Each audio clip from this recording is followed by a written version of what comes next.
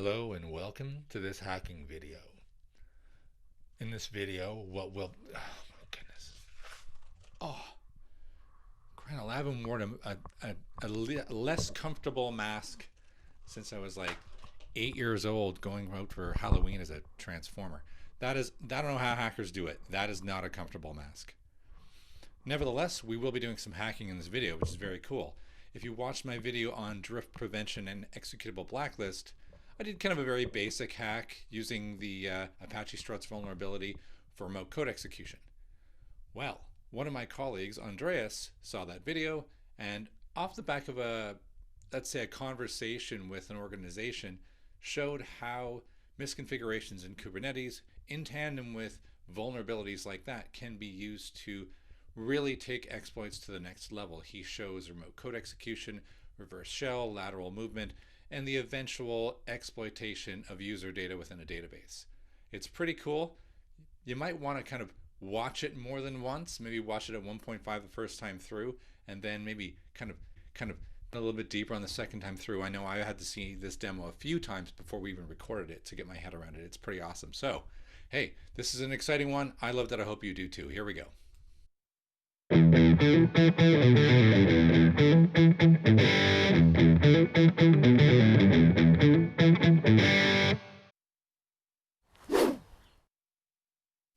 Andreas, amazing. Thanks for coming up with this elaborate hack that radically extends my what seems now pathetic attempt at using the Apache struts for my executable blacklist and all that. And then you, in a case of glorious one-upmanship, have created this super elaborate one using all sorts of stuff, including Coop Hunter and a whole bunch of others. So cool. Thanks for letting me record this. And I'm going to just throw the ball. So, I mean, I don't have to sum this because it's already done, right? So I just need to jump in and explain what I do and how I do this, right? Yeah, just jump straight in and okay. Proceed with the geekery of it all. All right. So let's start and see how it goes.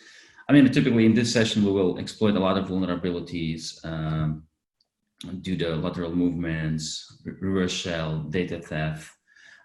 But the whole idea started once I had a conversation with one of our customers, and they asked me, okay, how can I exploit the findings or the vulnerabilities which were found by Kube Hunter? As you might know, the Kube Hunter is our open source tool where you can check your Kubernetes deployment and see if your, let's say, Kubernetes components are safe and configured properly, right? So by the way, this is the page where you can, let's say, go through and see which checks we do and how that works. Again, we have some passive tests, we have some active tests, which do some kind of checks, let's say, on the live system. However, we have this also as part of our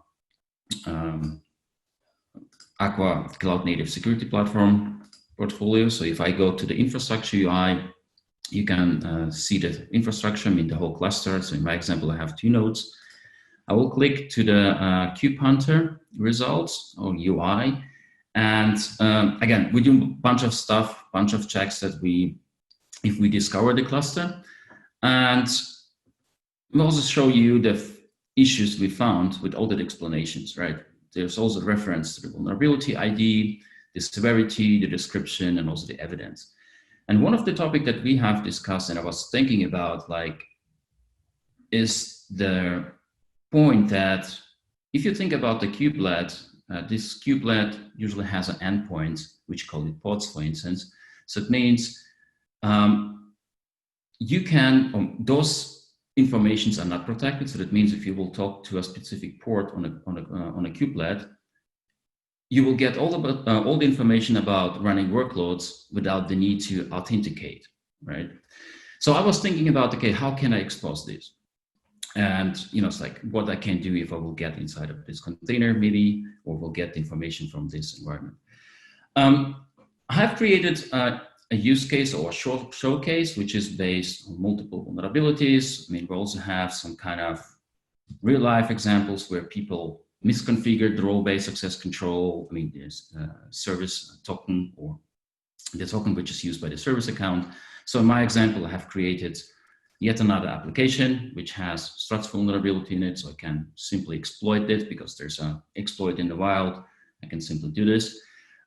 Additionally, this deployment got a service account, and this service account has a role binding, call it default reader. And if I will take a look at this role itself, you will find that this role allows me to list the pods, to check the logs, and also execute the pods.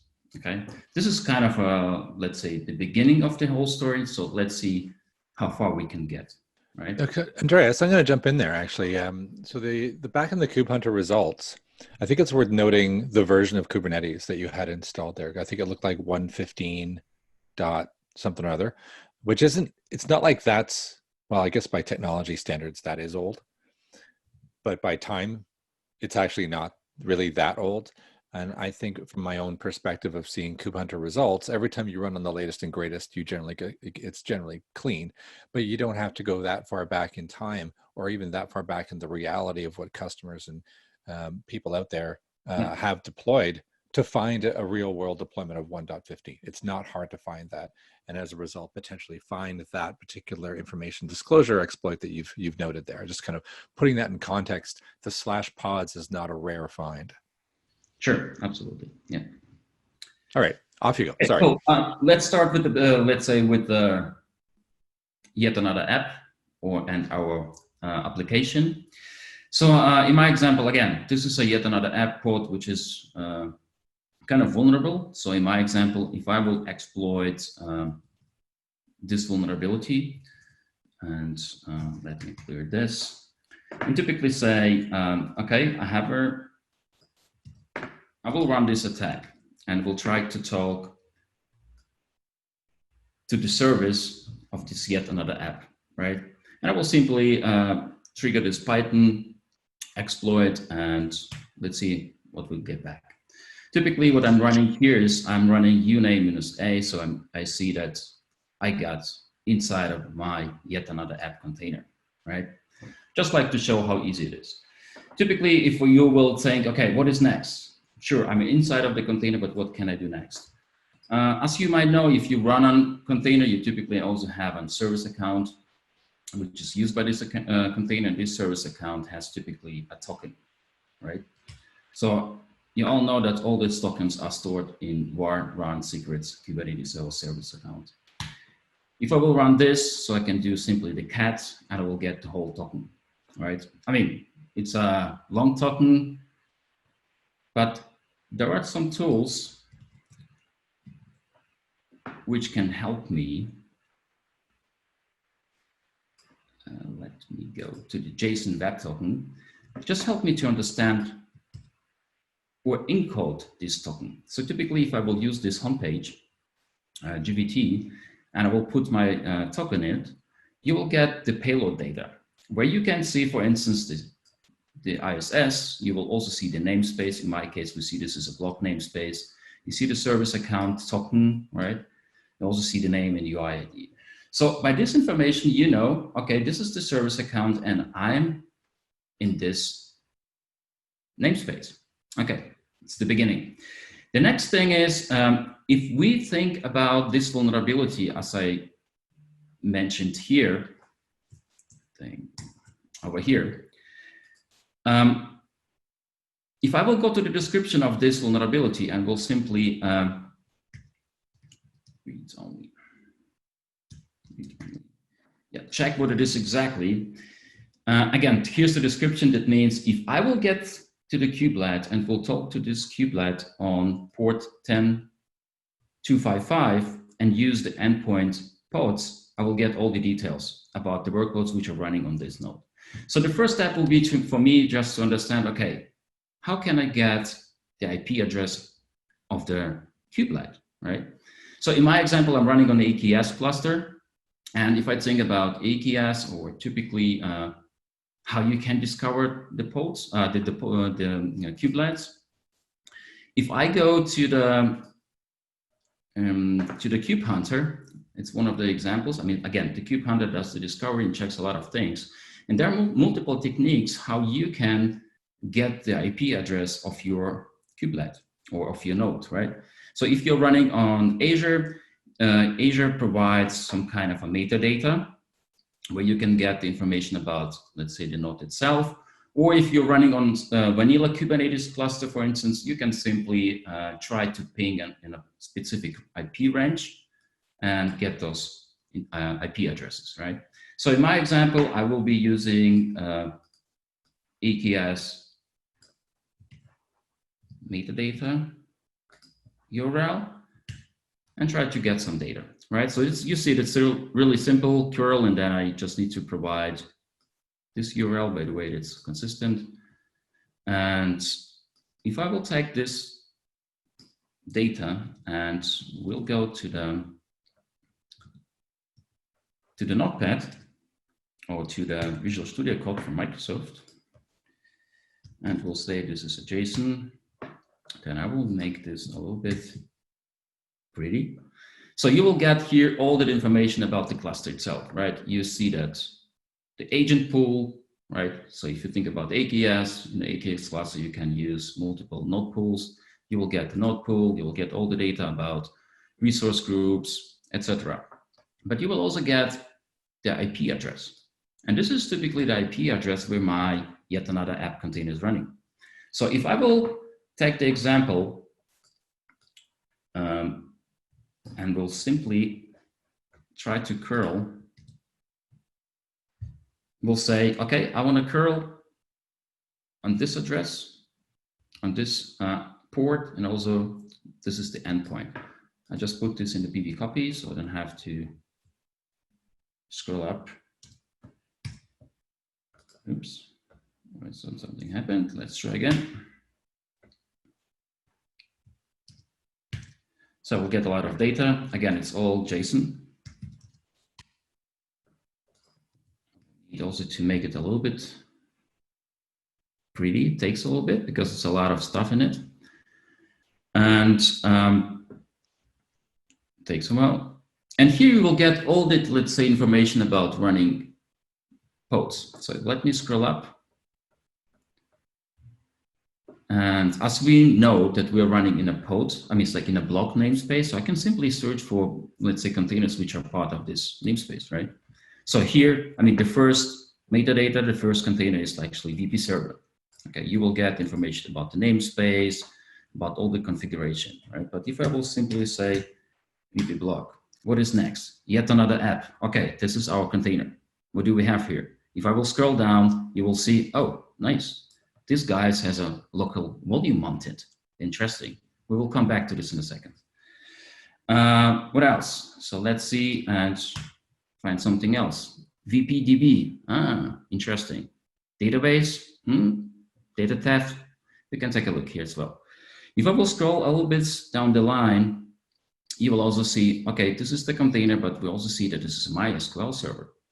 Interesting. All right. We also see there's a secret. Okay, we can take a look here as well, and some bunch of other information here. So what I will do next is the question, okay, how I can get from yet another app container into this DB container. How is that possible, right? I mean, there are multiple techniques how you can do this. I mean, I was trying to do it via curl. It works, but it's a little bit difficult because if you want to exec into another container, you need also the WebSocket. Again, I talked to our cybersecurity research team regarding this one, and they told me, I mean, if someone is trying to attack another container, they simply use kubectl. That means I will curl the kubectl into my yet another app container. It's really simple. Let's do this. It's done. Then I also need to give it execution permissions. Otherwise, I will not be able to run it. And then I can say, okay, I will use the token that we have collected previously. And I will run kubectl exec and try to exec into this database container. As you can see, successful. If I will run the same command and will say uname -a, boom, So we are inside of this container, right? We can read a lot of data. We can do really interesting things. And for instance, I can also say sh minus c set. Let me see all the variables, because if you think about the secrets that we identified previously, right? We see that this is the name. If we will scroll down, we see this is the version of MySQL, and we have also the password. It's really in a clear text. Okay, so now we're good to go and say, okay, look, I want to look inside of this database and see what is there, right? If I will try to run, let's say simply the MySQL command from this exploit, it will not work, because it's any time it will fail, right? Because it's simply the nature of this exploit, and it will not let me, let's say, run those commands. What I was thinking to do here is, like, I was investigating and tried to do the reverse shell. So in my example, I will open up a reverse shell to yet another app container, and from there I will exec into the VPDB container. Okay, so let's see how that works. The first thing is, what I need to do, I need to have my host, right? On this host, I just need to say, okay, what I need to do is I just need to, let's say, the run nc-op, and then netcat command on my attacking host, right? And then I will go back to my command line and will simply open up a reverse shell. Okay, it's running. So if I will get back, I can say -a. Okay, here we go. Right, I can also list those things. We see our kubectl executable is already there. So the next step for me will be, okay, I have the kubectl, I have a token which allows me to jump from one to another, and I also have the name of the database server. What I can do now is I can actually use the simple kubectl exec -ti and create a shell inside of the database container, right? If I will uname -a, you will see this is VPDB, right? So that means we created a reverse shell to yet another app container, and from this yet another app container, we created a shell in the VPDB container. So now the next step will be, okay, I know this is a MySQL server. I have the IP address. I have the password of this MySQL server. So now the question is, okay, what database do we have here? I will take MySQL and run simply this command. You will see a lot of, let's say, databases, information schema, performance schema, MySQL, but also the WordPress. And this is something that we need to look at, right? So the next step will be to show the tables. All right, we have a lot of tables like VP options, which is the configuration of WordPress container. So if I want to get a lot of information about the config of this guy, I can simply look at this table. Or we see also VP users. Nice. So we get some data here. What I need to do now is I just need to say, I can describe actually this table. I can run this. You will see, let's say, all the data. You see what information we will get here: user login, password, nice name, email, and so on, right? So I will simply take another select command and we'll check which user we have here. All right, so we have 3 users: administrator, then we have a StevieG. You will have whoa. We also have your email address. I mean, StevieG, no idea, but it's also an Andreas here, you know, but also Andreas, I don't know the E. Anyways, so we have all the data that we need, right? However, if you will take this information and try to log in to the WordPress, it will not work, right? Because it's like decoded, encoded, and also stolen a little bit. So it's not really simple to decrypt this information. But what we can do here is we can reset this password. We can simply run another MySQL command and override this secret. So in this case, I will take another command here, and I will reset the information or the secret for the administrator. As you see this ID1, it's administrator here. And I also do the MD5, and this will be our password, right? So that's now the secret is, or the password is actually set to test password 123. So the next question is, okay, I have my user, I resetted the password, but how can I get the URL of this WordPress? Just think about VP options, right? This is the table that we see here. Okay, so I can simply run another command and say, okay, give me your URL. And here we go. This is the URL that we have. So if I will go to the UI now, and let me go over here. This is the VP login. I mean, if you have this, just let me check again. Yeah, 9494. And I will administrator, and then I will use our test password 123. Test password 123. We get inside of the WordPress, right? So here we can do whatever we want. Here we go. We have our data here. So it's really, I mean, we're in as administrator, and we can do with this database everything, right? I mean, for sure, there are multiple things which needs to happen, let's say in terms of vulnerability, some misconfiguration, some ports needs to be open, but it's reality, right? And this is something that happens over and over again. And you see how easy you can jump from one point to another and then create your way, the way to, let's say, to hack the database. It's really simple, just like one after another, right?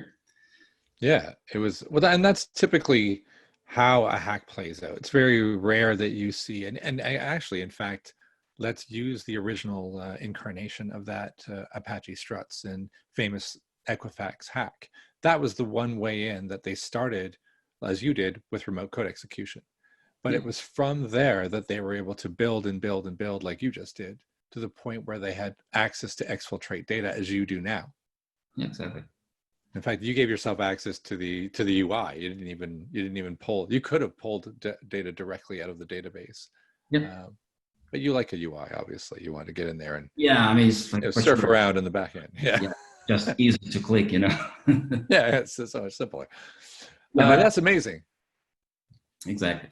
I mean, that's really how it looks like, and I think there are multiple things that you guys can do, how to prevent those things. I mean, typically, for sure, cloud native is evolving. A lot of people are using containers more and more, but I think there are multiple techniques which can be used to avoid such situations, right?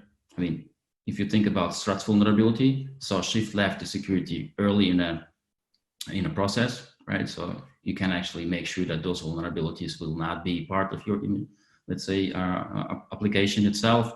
Use tools like Kube Hunter to check the configuration of the Kubernetes itself, right? As you can see, this was the default setup of Kubernetes, right?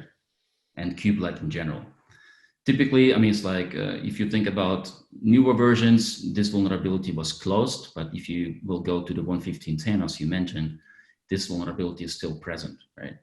There's an option to, let's say, to override and say, okay, the default will be 0. So if I will go back to the,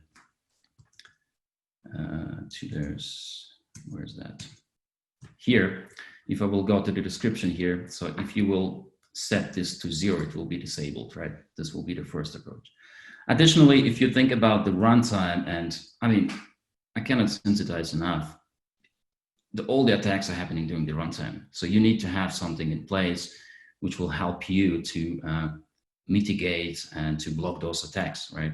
And for sure, we have a solution from Aquaside as part of our cloud native security platform where you can prevent these attacks. I mean, I don't want to go through all that stuff in the detail, but I will simply show you how easy you can actually mitigate this. So I have a runtime policy. In this runtime policy, I will say, I will block this activity, and just simply think about drift prevention or just kubectl, right? The kubectl was not part of the image. So we need to block this. This can be done by the drift prevention. Or we can also say executable blacklist. If you think back, we used tools like curl, let's say change mode, right? All the stuff. This is typically not what you need inside of your image, right? So you can block them. You can also say curl or whatever you want. So if I will activate just simply those two options, and we'll go back to my example. Let me go here and try to run the kubectl again.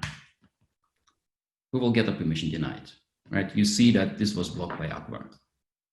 Or if I will simply run a curl, permission denied, right? So those executables are blocked by Aqua, so you cannot really jump from one step to another.